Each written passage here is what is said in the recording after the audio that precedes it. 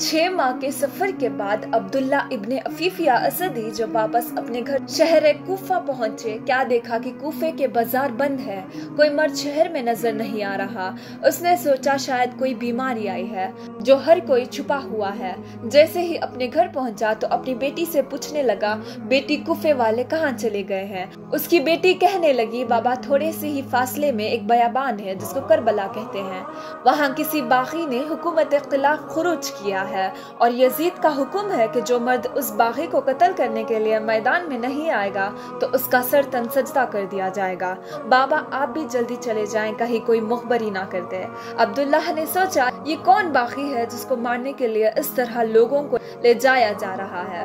Bill आखिर वो तलवार लेके जैसे ही घर से बाहर निकलने लगा तो उसकी बेटी कहने लगी, जंग में माले गनीमत मिलता है, देखिएगा अगर यामनी हकीकी मिले तो मेरे लिए लेके आइएगा। बस घोड़े पे बैठे अब्दुल्लाह करबला की तरफ रवाना हुआ। अब्दुल्लाह कहता है, जैसे ही मैं करबला पहुंचा तो असर का वक्त था, 10 मुहर्रम का दिन था।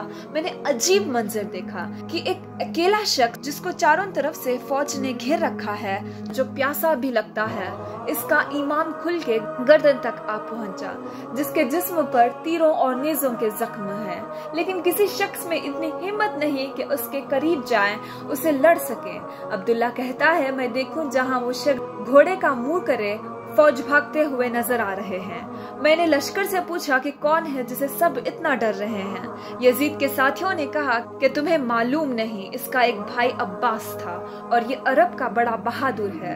अब्दुल्ला कहता है, मैंने नहीं समझा और ये सोचा कि शायद इसको कत्ल कर देंगे तो जंग तमाम हो जाएगी। बस मैंने अपने घोड़े को उसके घोड़े के पीछे लगाया। जैसे ही करीब आने लगा अपनी तलवार को नियाब से निकाला। इतने में वो शख्स मुड़ के मुझे कहने लगा, ए अब्दुल्ला सलाम हो तुम पर। और फिर उस शख्स ने अपने हाथ से एक अंगूठी उतारी और कहा, जाओ और अपनी बेटी को मेरी तरफ से ये यमनी अकीक देना और ये बताना कि मैं बागी नहीं बल्कि रसूलुल्लाह का नवासा हूँ, बीबी फातिमा ज़हरा और इमाम अली का बेटा हूँ।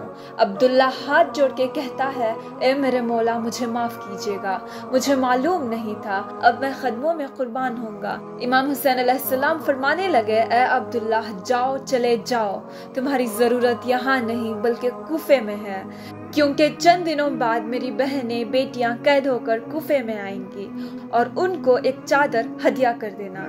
ए अब्दुल्ला जाओ, चले जाओ। सलाम हो रसूलुल्लाह के खानदान पर, सलाम हो इमाम हुसैन अलैहिस्सलाम की अजमत पर, सलाम हो उन बीवियों पर जो इस्लाम के लिए बापर्दा होकर कूफे और शाम के बाजारों में फिरती रही।